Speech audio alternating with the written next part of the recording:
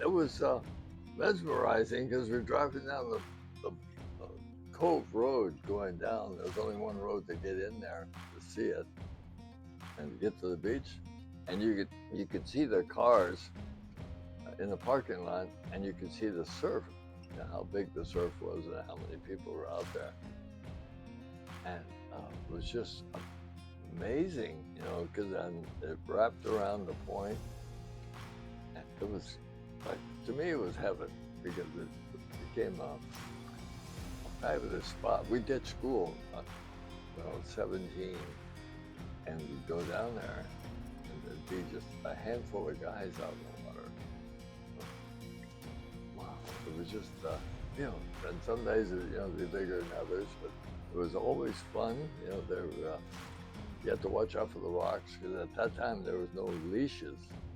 Killer Dana was known for the rocks inside, and if you took off outside and lost your board, it would usually hit a multitude of rocks before it finally came to shore.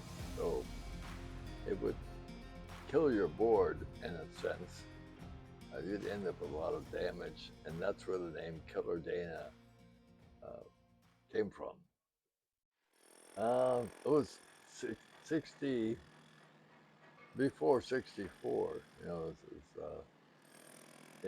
we started hearing rumors that they were going to start bringing rocks in, and then we saw the trucks with rocks, and that was just, it's like, we can't do anything about it, because they were just a multitude of trucks. It was like the army, just, it Just started coming.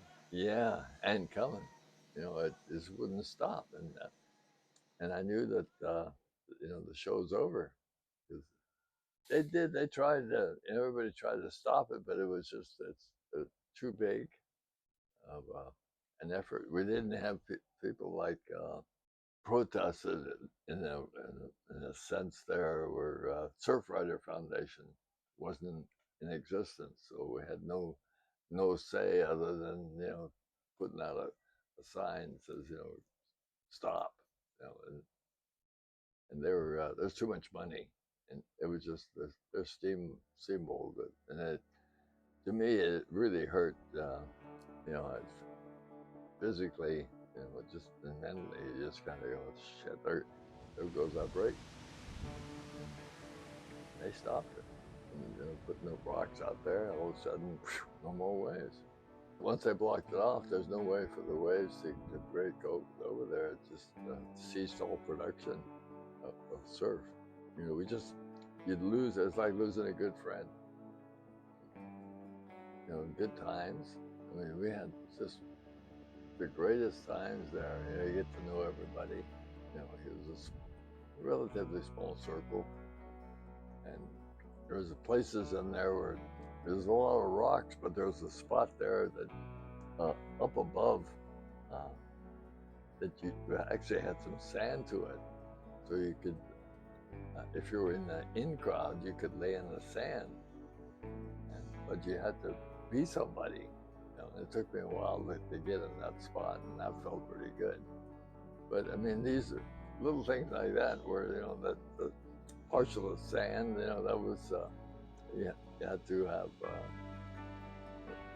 you had to be somebody. You had to earn it, and earn the respects of your fellow surfers.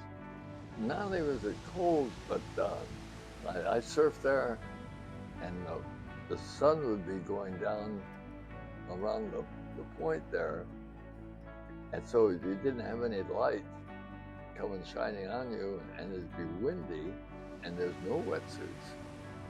And I remember a day where my teeth are shattering, and a friend of mine says, "Are you cold?" And I go, "Hell no!"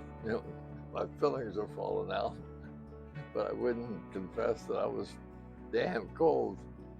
But once you catch a wave, it doesn't matter. You're just going, yeah. You don't think about it, but sitting out there, that's why, surfing without a wetsuit, especially at Killer Dana, you want to paddle a lot. You want to exert energy, and get your blood, pumping, and that way you could stay warm. No, you'd always want to, be looking for a wave, paddle. You sometimes just paddle it just to keep warm, and then you see a wave, and you go for it.